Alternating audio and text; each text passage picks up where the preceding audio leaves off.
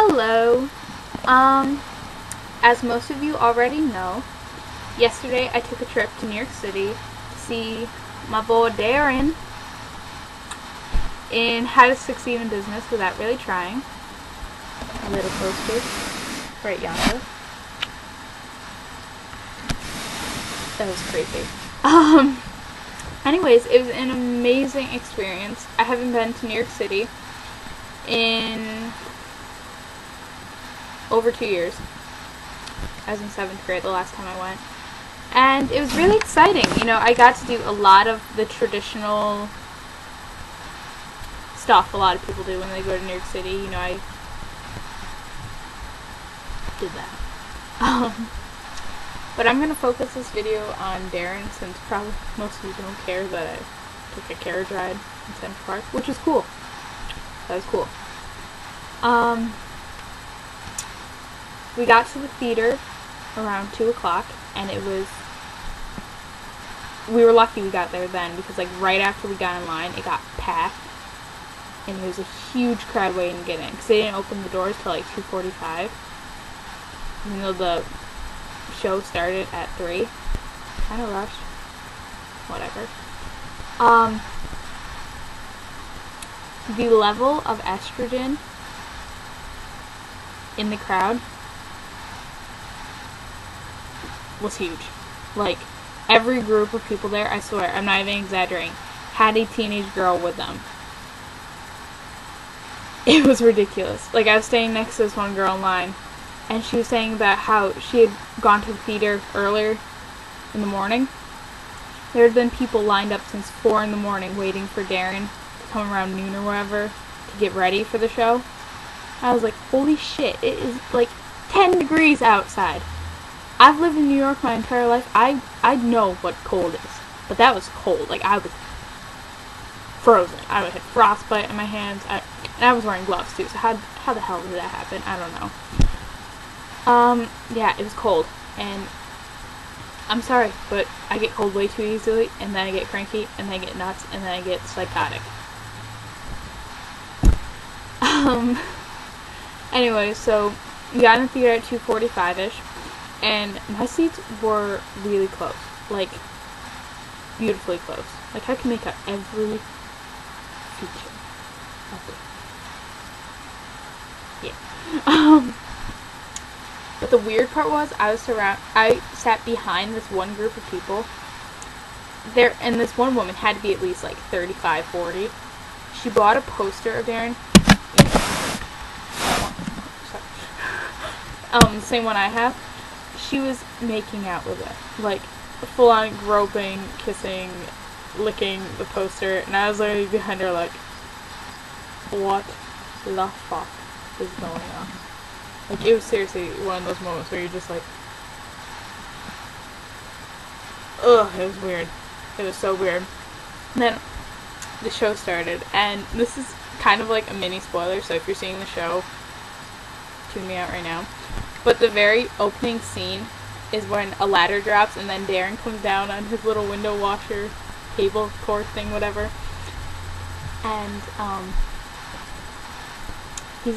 the narrator is reading the first chapter of How to Succeed in Business, the book he's reading. And Darren says the like most adorable little "I can" when he's reading something about having ambition and, you know, achieving it, and oh god, it was so cute. Oh, it was so adorable. But it was an amazing show. Like, I've seen a couple different Broadway shows over the past couple of years. This was just flawless. I mean, not even just Darren, the whole cast was so talented. The singing and choreography were just perfect. Like, there no flaws. The cutest thing, like, not cutest, but the most amazing thing though is how well they connected with the crowd. Like, they stayed in character perfectly, which I'd be terrified, because I do theater too, and I just did my first ever production this past fall, and I was terrified because I was afraid I was going to break character, but they were so in tune with it. It was like, you seriously forgot that this was Darren and Criss on stage. You thought it was Finch. I forgot. It was amazing. But the show was great.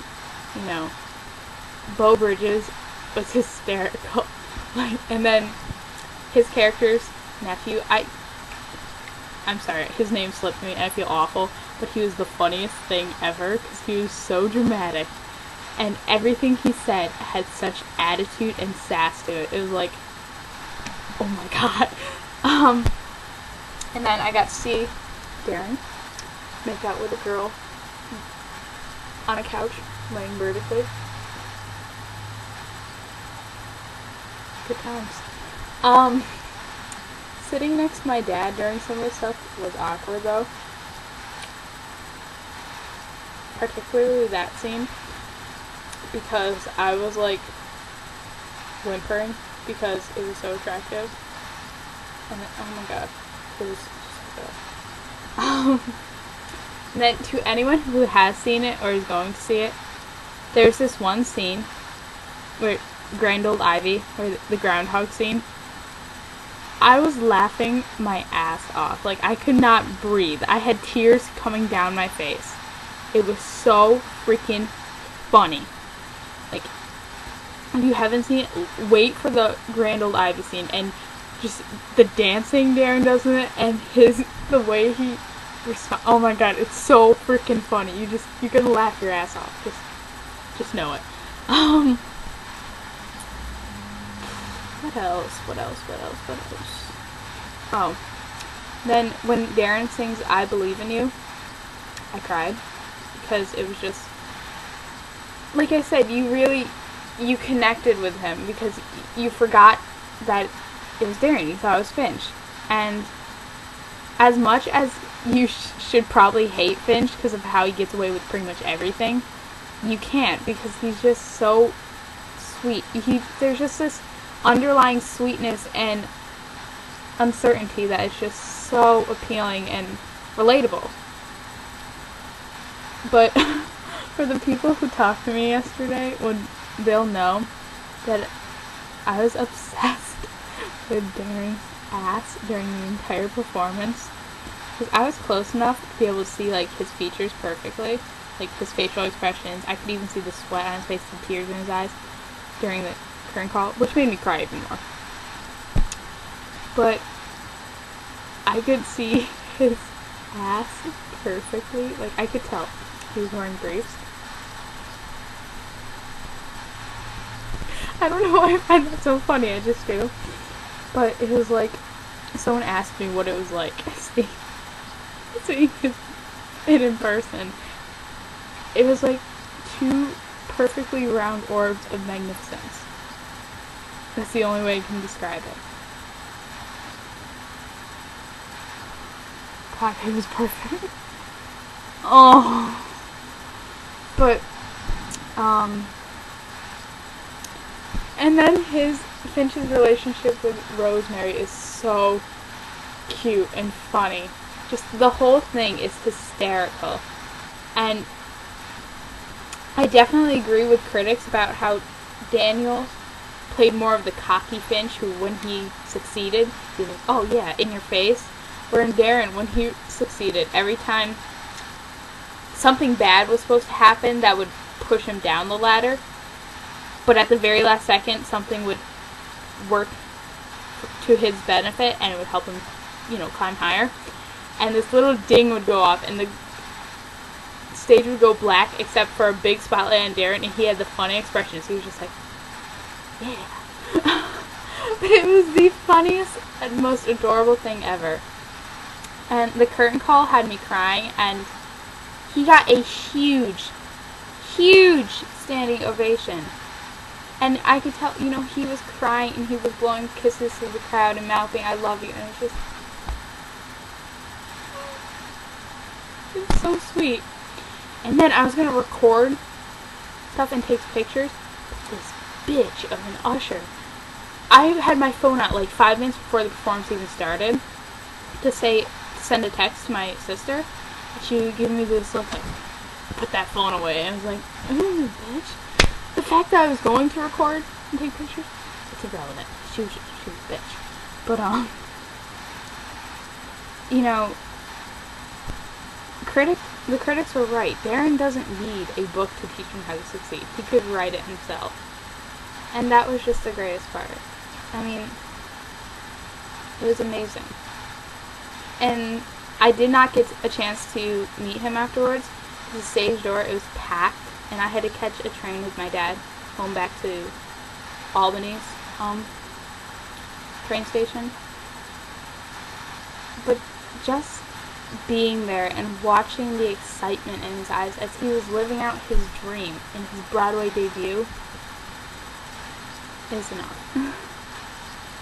But honestly, Darren, I'm just so incredibly proud of him. It was amazing. It was flawless, and it was just a wonderful, truly unforgettable experience. So thank you, Darren, for just providing such joy and entertainment to the world. I appreciate it greatly. Okay. Goodbye.